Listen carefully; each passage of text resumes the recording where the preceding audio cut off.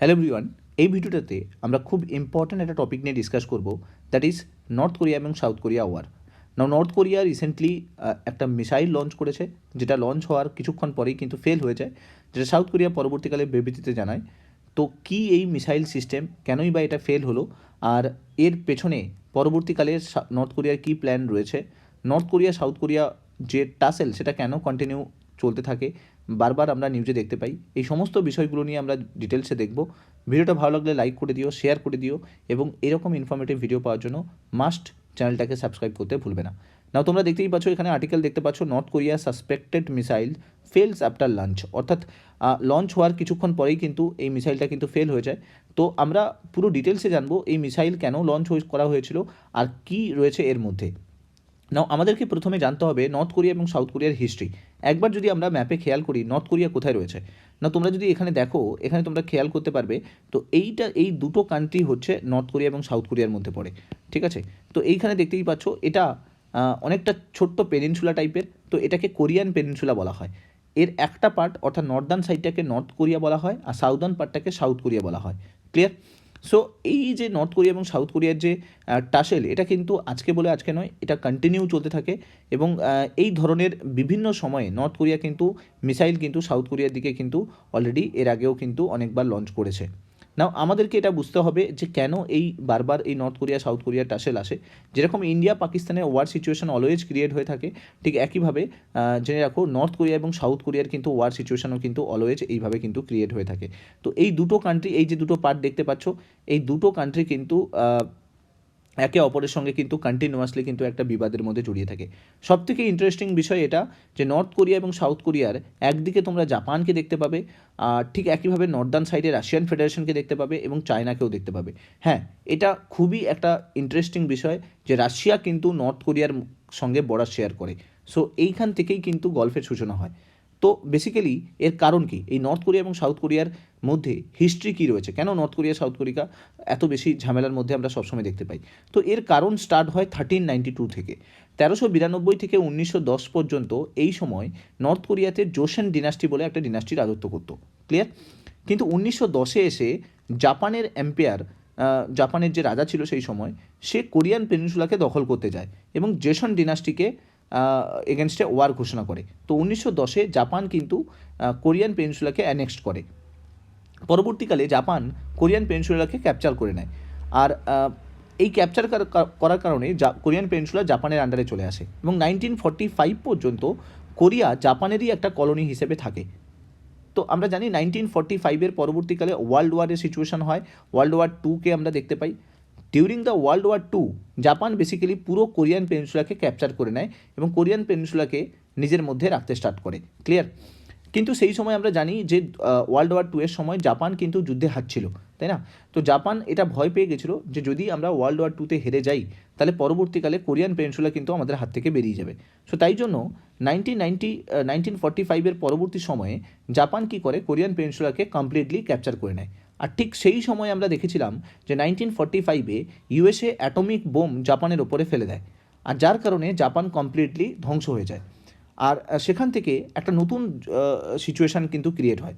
Russia basically জেনে রাখো, ঠিক ওই ওয়ার্ল্ড ওয়ার 2-এর ওই মুহূর্তেই কিন্তু রাশিয়া জাপানের এগেনস্টে ডিক্লেয়ার করে দেয় ওয়ার। কারণ তোমরা জানো যে অ্যাটমিক বোম ফেলার কারণে জাপান কিন্তু কমপ্লিটলি বিধ্বস্ত অবস্থায় ছিল। তো সেই সময় রাশিয়াই বেসিক্যালি জাপানকে ওই উইক সিচুয়েশনের সুযোগ নিয়ে জাপানের এগেনস্টে যুদ্ধ ঘোষণা করে দেয়। তো এই যে জাপানের সঙ্গে যুদ্ধ ঘোষণা, এটা কিন্তু এর আগেও কিন্তু আমরা দেখতে পেয়েছিলাম 1904 থেকে 1905-এর পিরিয়ডে। তো ওই সময় না রুশো জাপানিজ ওয়ার হয়, অর্থাৎ সেখানেও কিন্তু একবার রাশিয়ার সঙ্গে জাপানের কিন্তু যুদ্ধ হয়েছিল। তখন সেই সময় জাপানের রাজা, রাশিয়ার রাজা জার ছিল, সে জারের সময় কিন্তু যুদ্ধ হয়েছিল। তখনও কিন্তু রাশিয়া কিন্তু সেই মতো করে জাপানকে ক্যাপচার করতে পারেনি। বাট পরবর্তীকালে যখন ওয়ার্ল্ড ওয়ার 2 যখন হলো, তখন রাশিয়া আর জাপানের মধ্যে যে যুদ্ধটা হলো, সেইখানে কিন্তু রাশিয়া অনেকটা কিন্তু ওই জাপানের কোরিয়ান পেনিনসুলার পার্টটাকে কিন্তু দখল করে নেয়। আর সেই সময় জাপানকে হেল্প করে কে? ইউএস। তো obviously north Korea, Northern side যেটা, অর্থাৎ কোরিয়ান পেনিনসুলা যেটা নর্দার্ন সাইড, সেটাকে দখল করে নেয় রাশিয়া, ওকে। আর যেটা সাউদার্ন পার্ট থাকে সেটা দখল করে নেয় ইউএস। তো এইভাবে দুটো পেনিনসুলা ক্রিয়েট হয়।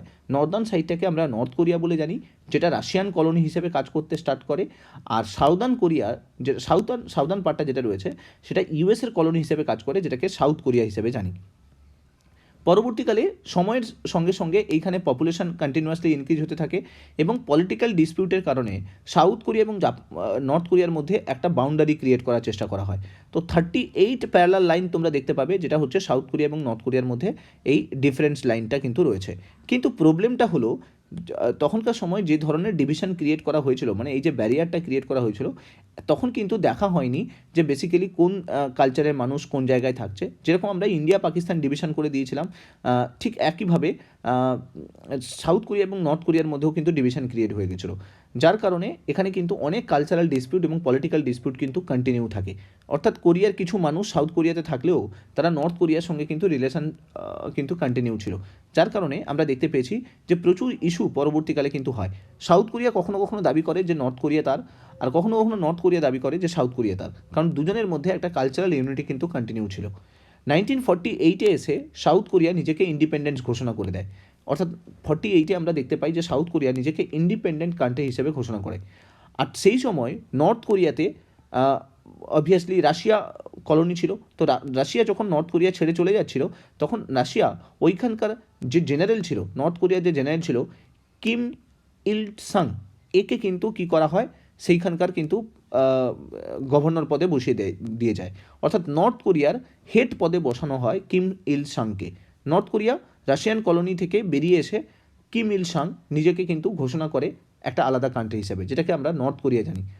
তো পরবর্তীকালে কিম ইল সাংয়ের মেন উদ্দেশ্য ছিল যে সাউথ কোরিয়াকে এক জায়গায় নিয়ে আসা, পুরো কোরিয়ান পেনিনসুলা যেন একটা কান্ট্রি হিসেবে যেন দেখা হয়। দ্যাটস ওয়াই 1950-তে এসে, অর্থাৎ 1948-এ সিংহাসনে বসার পরে, মানে রাজার পদে বসার পরে 1950-তে এসে তো বেসিক্যালি নর্থ কোরিয়া অ্যাটাক করে দেয় কিম ইল সাং। এই কিম ইল সাংয়েরই কিন্তু বংশধর ছিল কিন্তু এই আমরা দেখতে পাই যাকে, সেটা হচ্ছে যে এই কিম জং উনকে। তো আমরা এর হিস্ট্রিটা একবার দেখার চেষ্টা করি, এই কিম জং উন কোথা থেকে এলো আর কিভাবে এটা তৈরি হয়েছে। তো এখানে আমরা যদি দেখি, তো এই টোটাল বংশে আমরা যদি দেখি, এই টোটাল বংশে কিন্তু হচ্ছে কিম ইল সাং ছিল ফার্স্ট হেড। পরবর্তীকালে তার বংশধর হিসেবে আমরা কিম জং টুকে পেয়েছিলাম। এখানে তোমরা দেখতেই পাচ্ছ কিম জং টু, এটা কিন্তু পেয়েছিলাম, যে বেসিক্যালি কিন্তু কিম জং উনের বাবা। তো আমরা দেখেছিলাম যখন কিম জং টু মারা গিয়েছিলেন, তখন কিন্তু কিম জং টু কিন্তু জেনারেল ছিলেন, যখন মারা গিয়েছিলেন পুরো যে নর্থ কোরিয়ার মানুষ কিন্তু কান্নাকাটি করেছিল। এটা ইউটিউবেও কিন্তু খুব সুন্দর ভিডিও দেওয়া আছে। তো খুব প্যাথেটিক একটা ভিডিও কিন্তু আমরা দেখতে পাই। তো কিম জং টু মারা যাওয়ার পরে তার ছেলে জুনিয়র কিম জং উন সিংহাসনে বসে, মানে অর্থাৎ এই মুহূর্তে কিন্তু প্রেসিডেন্টশিপ নিয়ে রয়েছে, অর্থাৎ নর্থ কোরিয়ার প্রেসিডেন্ট পদে রয়েছে। তো এটা বংশ পরম্পরায় হেরিডিটি আকারে চলতে থাকে। এবং আমরা জানি যে নর্থ কোরিয়া এবং সাউথ কোরিয়া প্রচুর পরিমাণে মিলিটারি স্পেন্ডিং করে, কারণ কি এখানে দেখতেই পাচ্ছ, তো নর্থ কোরিয়া যে কোনো সময় অ্যাটাক করতে পারে, অথবা সাউথ কোরিয়া যে কোনো সময় অ্যাটাক করতে পারে। তো এই ইনভেশনের কারণে এই দুটো কান্ট্রি কিন্তু প্রচুর পরিমাণে মিলিটারি স্পেন্ডিং করে, একে মিলিটারি স্ট্রং করার জন্য। বিশেষ করে আমরা যদি দেখি নর্থ কোরিয়াকে, যদি দেখি নর্থ কোরিয়া টোটাল জিডিপির 25% কিন্তু হচ্ছে মিলিটারি স্পেন্ডিং করছে। আর যদি দেখি সেই দিক দিয়ে সাউথ কোরিয়া কিন্তু খুব একটা বেশি মিলিটারি স্পেন্ডিং করে না, কারণ সাউথ কোরিয়া ইউএসের সাপোর্টে থাকে অলওয়েজ। তো এখানে তোমরা দেখতেই পাচ্ছ যে টোটাল যদি মিলিটারি স্পেন্ডিং আগে কিন্তু 2017 পর্যন্ত যদি রিপোর্ট দেখো, সাউথ কোরিয়ায় কিন্তু সবথেকে বেশি মিলিটারি স্পেন্ডিং করতো। কিন্তু 2017-এর পরে পরে যবে থেকে কিম জং উন প্রেসিডেন্ট পদে এসছে, তবে থেকে দেখতে পাওয়া গেছে যে north Korea continuously military spending কিন্তু বাড়াচ্ছে। তো এর মধ্যে অনেকগুলো নিউক্লিয়ার মিসাইল টেস্ট করেছে, অনেকগুলো আইসিবিএম যে মিসাইল সিস্টেম সেগুলোকে তৈরি করেছে। তো হিউজ পরিমাণ আমরা বলতে পারি যে এই মুহূর্তে মিলিটারি স্পেন্ডিং করছে নর্থ কোরিয়া।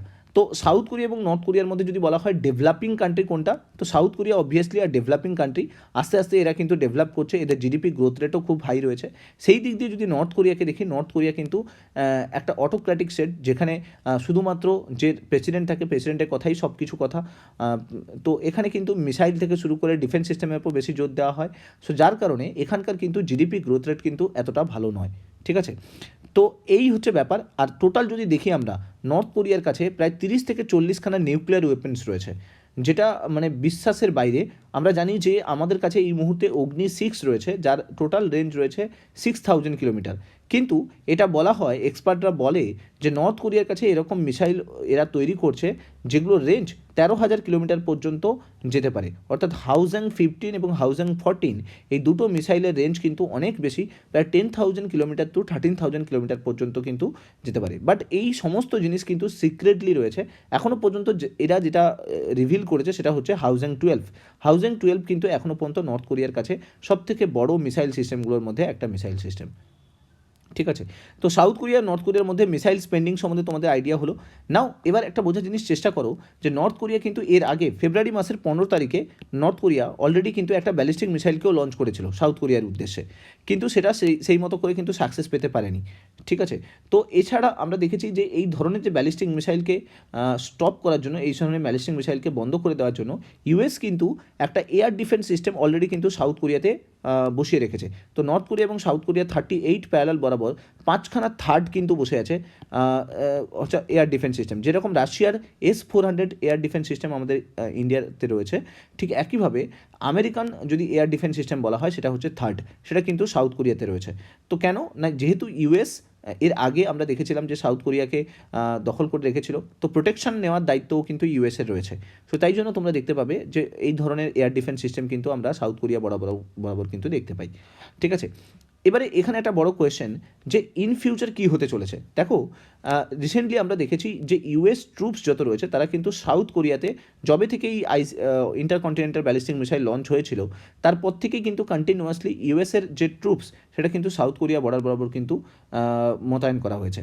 তো আস্তে আস্তে আমরা দেখতে পাচ্ছি যে ইউএস কিন্তু সাউথ কোরিয়াতে কিন্তু খুব ইম্পর্ট্যান্ট একটা পার্ট হোল্ড করছে। আর স্ট্র্যাটেজিক্যালি আমরা যদি দেখি তাহলে সেটা হচ্ছে সাউথ কোরিয়া ইউএসের কাছে কিন্তু খুব ইম্পর্ট্যান্ট একটা পার্ট। কারণ দেখো সাউথ কোরিয়া যদি থাকে, সাউথ কোরিয়া থেকে চায়নাকে কাউন্টার করা যাবে, সাউথ কোরিয়া থেকে রাশিয়াকে কাউন্টার করা যাবে। সো তাই জন্য সাউথ কোরিয়া একটা important part, Jio politically south Korea একটা স্ট্র্যাটেজিক পয়েন্ট হোল্ড করছে কার কাছে, ইউএসের কাছে। সো তাই জন্য পরবর্তীকালে যদি নর্থ কোরিয়া বা সাউথ কোরিয়া দুজনের মধ্যে ওয়ার সিচুয়েশন ক্রিয়েট হয় তাহলে সেখান থেকেও আমরা বলতে পারি যে ওয়ার্ল্ড ওয়ার 3 কিন্তু সূচনা হতে পারে। কারণ এখানে রাশিয়া কানেক্টেড হয়ে যাবে, চায়না কানেক্টেড হয়ে যাবে নর্থ কোরিয়ার সঙ্গে, আর সাউথ কোরিয়ার সঙ্গে ইউএস কানেক্টেড হয়ে যাবে। কারণ তোমরা জানো ন্যাটো কান্ট্রি ইউএসের সঙ্গে কিন্তু অ্যালাইস হিসাবে থাকে। তো অবভিয়াসলি ইউএসএ যেখানে কানেক্টেড হবে সেখানে ফ্রান্স, জার্মানি, ব্রিটেন এরাও কিন্তু কানেক্টেড হয়ে যাবে। তো সাউথ কোরিয়াতে পরবর্তীকালে যদি নর্থ কোরিয়া ইনভেট করে তাহলে সেক্ষেত্রে ইউএস কিন্তু সাউথ কোরিয়াকে কিন্তু প্রোটেকশনের জন্য কিন্তু এগিয়ে আসবে।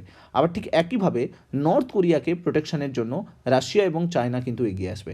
কারণ তোমরা জানো নর্থ কোরিয়া হচ্ছে রাশিয়ান ফেডারেশনের কিন্তু পার্ট ছিল আগে, তাই তো। তো অবভিয়াসলি চায়না কোনোভাবেই চাইবে না যে ইউএস সাউথ কোরিয়াকে হোল্ড করে রাখুক। তো চায়নাও তাই জন্য চেষ্টা করবে রাশিয়ার সঙ্গে মিলে নর্থ কোরিয়াকে প্রোভাইড করা। তো এই জন্য অবভিয়াসলি এই ধরনের যে জিওপলিটিক্যাল নিউজ যথেষ্ট ইম্পর্টেন্ট হয়ে যায়। একটা ছোট্ট মিসাইল কিন্তু অনেক কিছু ক্রিয়েট করতে পারে, এটা আই থিঙ্ক তোমরা বুঝতে পারছো। তো হোপফুলি পুরো ঘটনাটার সম্বন্ধে আইডিয়া হলো, জানতে পারলে নর্থ কোরিয়া সাউথ কোরিয়ার কী হিস্ট্রি রয়েছে। সো ভিডিওটা ভালো লাগলে লাইক করে দিও, শেয়ার করে দিও বন্ধুদের সঙ্গে, অ্যান্ড সাবস্ক্রাইব করতে ভুলো না। Thank you so much. Next ভিডিওতে তোমাদের সঙ্গে দেখা হচ্ছে।